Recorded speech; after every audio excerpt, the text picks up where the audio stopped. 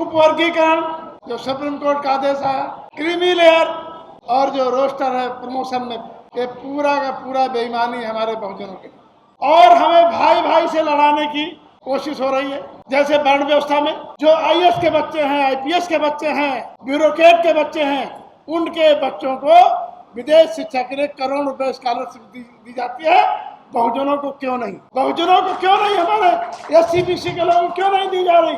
इसमें भी हमारा रिजर्वेशन होना चाहिए। मैं बांदा जिले का हूँ, जहाँ आज भी छुआछूत है।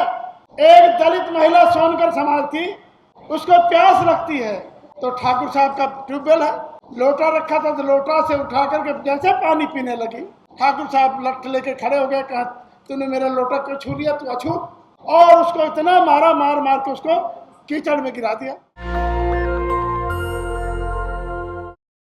संतों गुरुओं की आत्मा है, उनके अधूरे सपनों को पूरा कराने के लिए, जिन्होंने हजारों वर्ष से छुआछूत, अन्याय, भेदभाव के लिए लड़ाई लड़ी, इसी क्रम में मैं वी द पीपल और जितने सहयोगी संगठन है, मैं सबको वंदन करते हुए मैं यही कहना चाहता हूं कि हमें मुंगेरी लाल के सपने देखने पड़ेंगे, और देख ही रहे लगातार से। उसी का परिणाम जाति जनगणना हुई, उसी का परिणाम पार्लियामेंट बोलने लगी, उसी का परिणाम देश की हर विधानसभाओं में आप चर्चा दिल्ली में करते हो, पूरे देश की विधानसभाओं में चर्चा हो रही। ये कोई कम बात नहीं, भले संख्या कम रहे, लेकिन आपका पैगाम, आपकी चर्चा पूरे देश में हो रही। आपसे जो विषय लेके जाते हैं उनकी चर्चा हो रही। मैं विषय पे आता हूं, उपवर्गीकरण जो सुप्रीम कोर्ट का आदेश आया, क्रीमी लेयर और जो रोस्टर है प्रमोशन में, ये पूरा का पूरा बेईमानी हमारे बहुजनों की। अब जैसे मैं, हमारे सभी विद्वान वक्ताओं ने पूर्व में अपनी बात रखी है, मैं उनकी बात को अपने संबद्ध करते हुए मैं भी दोहराना चाहता हूं कि पूरी तरह से हमारे साथ बेईमानी हो रही है, और हमें भाई भाई से लड़ाने की कोशिश हो रही है। जैसे वर्ण व्यवस्था में ब्राह्मण, क्षत्रिय, वैश्य, शूद्र 4 वर्ण है। पहले से भी हमें हजारों जातियों में बांट के रखा है। ब्राह्मण में क्यों नहीं इतनी जातियां हुई, क्षत्रिय में क्यों नहीं इतनी जातियां हुई, वैश्य में क्यों नहीं इतनी जातियां हुई, शूद्र में जो क्यों 6743 जातियां हैं। और पूरे देश में हमने पार्लियामेंट के अंदर प्राइवेट मेंबर बिल रखा। अगर कोई व्यक्ति मध्य प्रदेश में एससी में है, छतरपुर जिले में है, तो इस सागर जिले में सामान्य जात बैकवर्ड में है।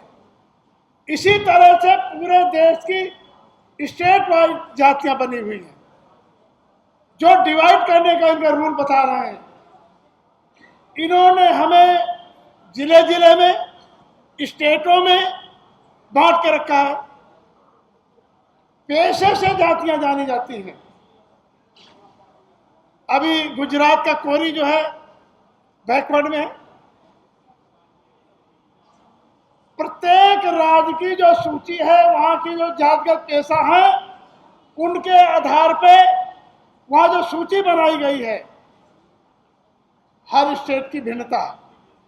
इसका जब हम लोगों ने पार्लियामेंट में बिल पेश किया, और माननीय मंत्री जी हमारे दलित समाज के ही थे, उनसे हमने कहा कि माननीय मंत्री जी, ये सुधारने का काम संसद का है। अगर कोई गड़बड़ी है, विसंगतियां हैं, हम क्यों यहाँ बैठे हुए हैं? इसीलिए तो बैठे हैं ना, कि जो गड़बड़ी है उसको सुधारा जाए, कानून बनाया जाए। मैंने उदाहरण दिया,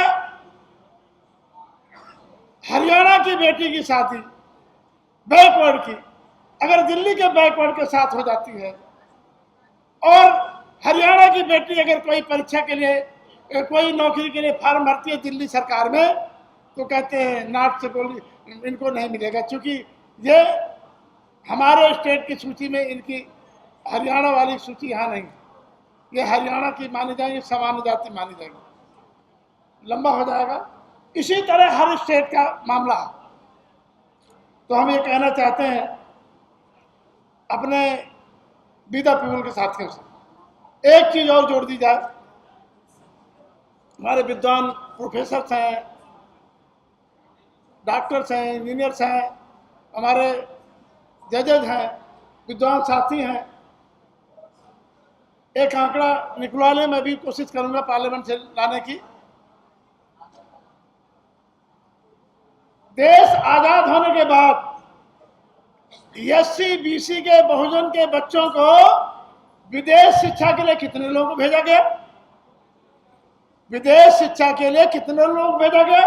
उसमें हमें क्या 50% का आरक्षण, 49.5% का आरक्षण दिया गया?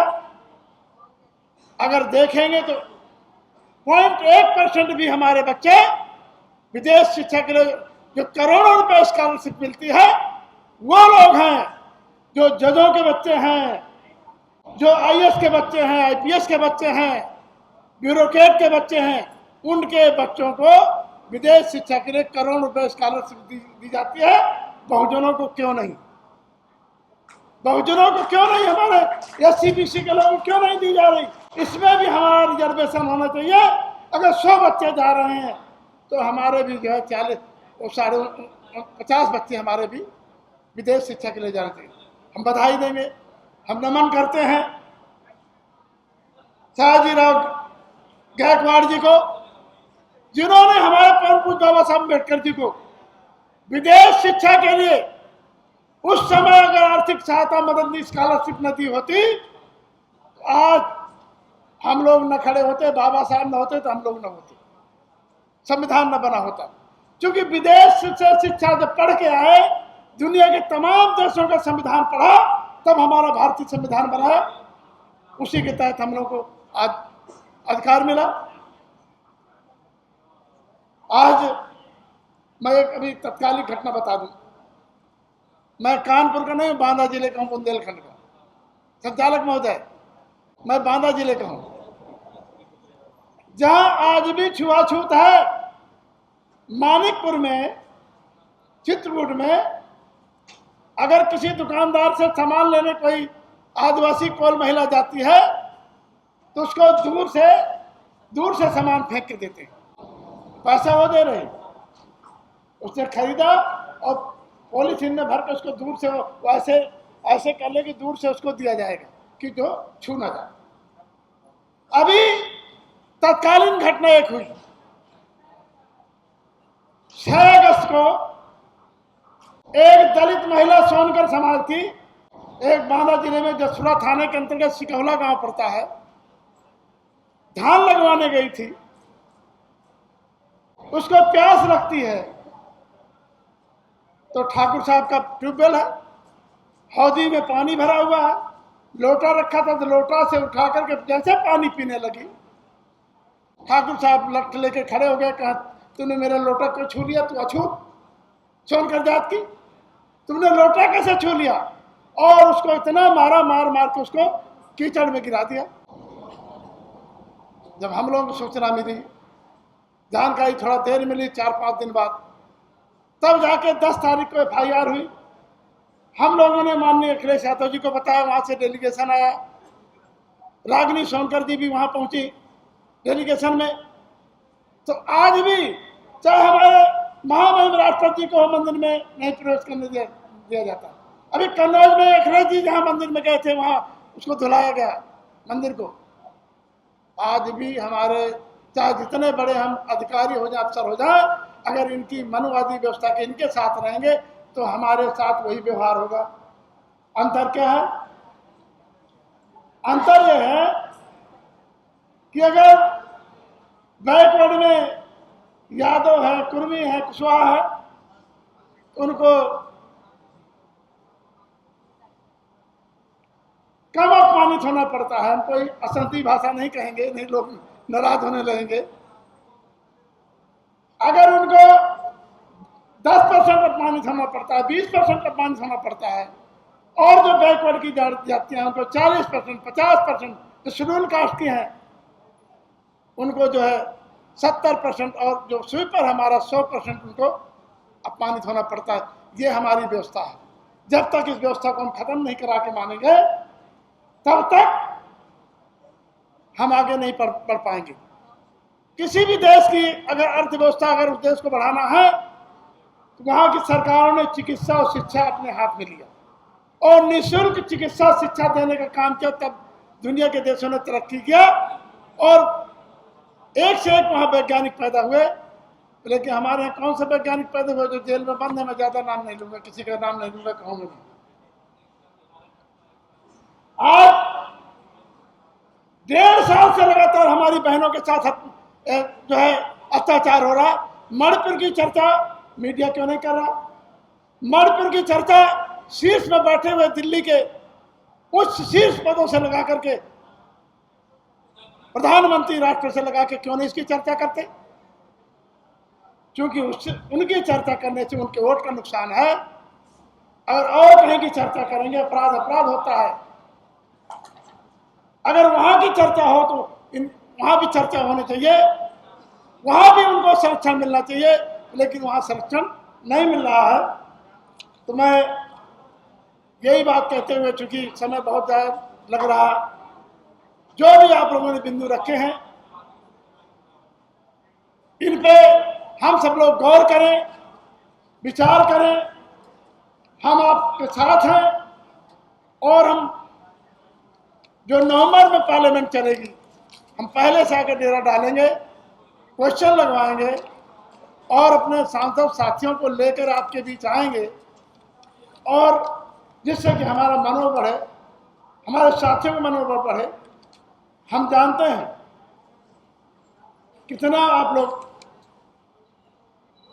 परेशान होकर के तन मन धन से मदद कर रहे हैं, समय की बर्बादी करते हैं, पैसा लगाने का काम करते हैं और सेमिनार करा के लोगों को नाश्ता और खाने की व्यवस्था भी करते हैं।